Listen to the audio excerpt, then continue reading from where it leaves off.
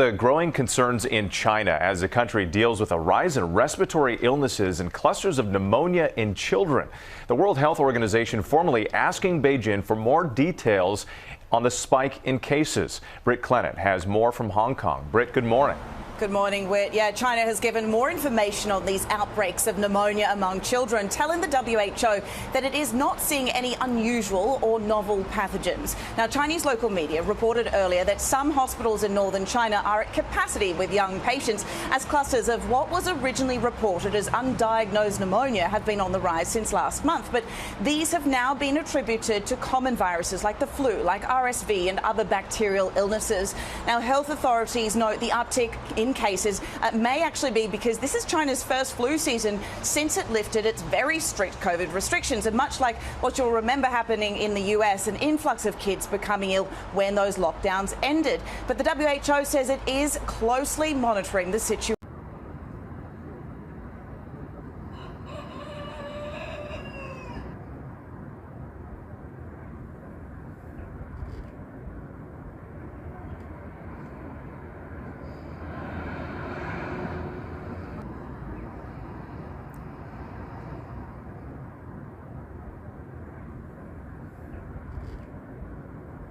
Allahu Akbar, Allahu Akbar, Allahu Akbar, Allahu Akbar, Allahu Akbar, Allahu Akbar, Allahu Akbar, Allahu Akbar, Allahu Akbar, evler gitti, Allahu Akbar, Allahu Akbar, Allahu Akbar, Allah.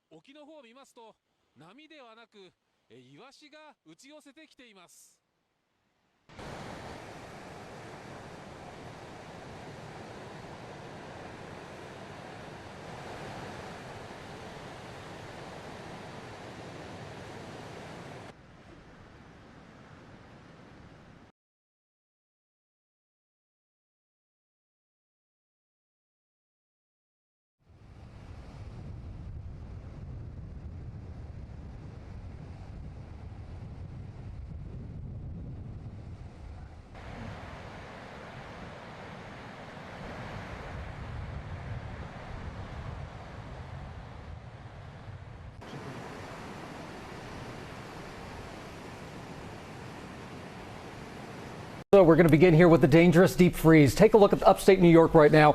More snow is on the way, and while there won't be a huge amount, it may create some treacherous travel on the roads. Millions across the country in the grip of brutally cold weather already claim more than 24 lives. Alex Perez starts us off in Chicago. Good morning, Alex. Hey, good morning, George. The feel-like temperature right now here is in the teens. Now, I want you to take a look. You can see right here in this harbor and parts of Lake Michigan now blanketed in ice. This cold has been brutal, relentless, and in some cases, deadly. This morning, at least 37 people have died after an unrelenting, bone-chilling Arctic blast from coast to coast. In Tennessee alone, authorities reporting at least 14 deaths. And in Oregon, at least 3 people dying of hypothermia. The bitter weather downing trees, triggering power outages, streets turned into ice skating rinks. This pickup truck losing traction, plowing into a mailbox. You guys okay? Yeah. I'm glad you're safe. We had 3 accidents right here. And a dramatic rescue in Kentucky. These 4 college students severely underestimating the weather, waking up buried in snow while stranded camping Tuesday, saved by Powell County Search and Rescue, who evacuated them using a helicopter. They realized that they were not either trained or equipped to make the descent down from that rock fixture. In Chicago, the Windy City gripped by the cold for the first time since 1966, 3 consecutive days with a high of less than 5 degrees, leaving Tesla drivers stranded with electric charging stations dead. It's the type of cold that it freezes your skin almost, feels like pins or needles pricking you. and there is some relief in sight. Chicago and several other areas will expect more moderate temperatures come next week.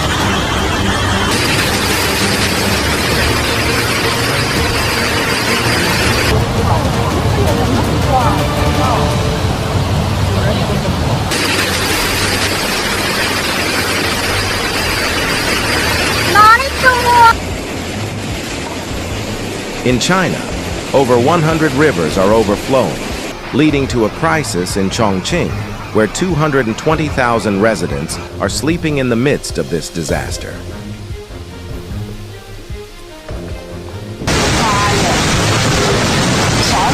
Numerous rivers across China are overflowing, causing havoc and widespread damage. Recently, an overwhelming deluge has surged downstream, overpowering flood defenses and engulfing entire towns. The magnitude of the destruction is staggering, resulting in the loss of at least 220,000 lives. This marks the deadliest natural disaster to hit China in almost 90 years. Homes have been swept away by the rising waters, and vehicles now lie scattered like abandoned toys amidst the wreckage. The crisis escalated when a water-filled gravel quarry triggered a landslide, burying several houses. Authorities acted swiftly and heroically, rescuing 1,100 individuals, with many airlifted to safety. Heart-wrenching stories are emerging from the affected areas. A resident who lost everything in the disaster shared their harrowing experience with unstoppable weather, shedding light on the extent of the devastation.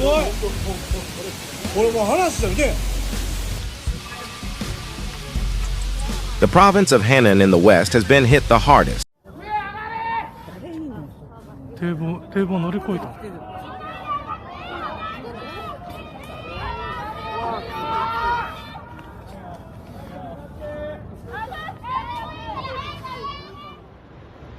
On January 1, 2024, a powerful 7.6 magnitude earthquake struck central Japan, leaving a trail of destruction in its wake. The temblor, which originated at 4:10 p.m. local time, sent shockwaves across the picturesque Noto Peninsula of Ishikawa Prefecture, with its epicenter situated at a depth of 10 kilometers, as meticulously recorded by the United States Geological Survey.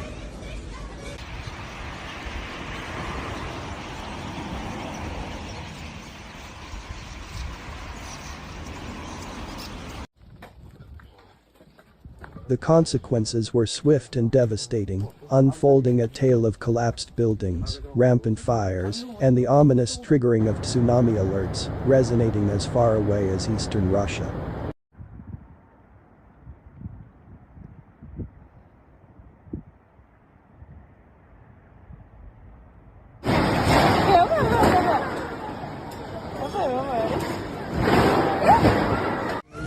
The Japan Meteorological Agency, attuned to the gravity of the situation, promptly sounded the alarm, issuing a tsunami warning for the coastal regions of western Japan.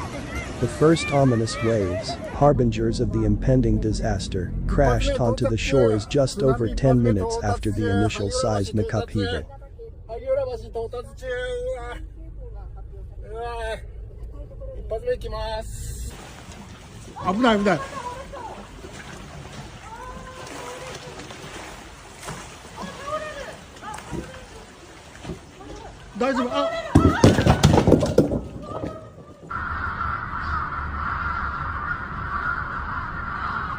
The city of Wajima in Ishikawa Prefecture bore witness to the early onslaught, reporting tsunami waves measuring approximately 1.2 meters by 4:21 p.m.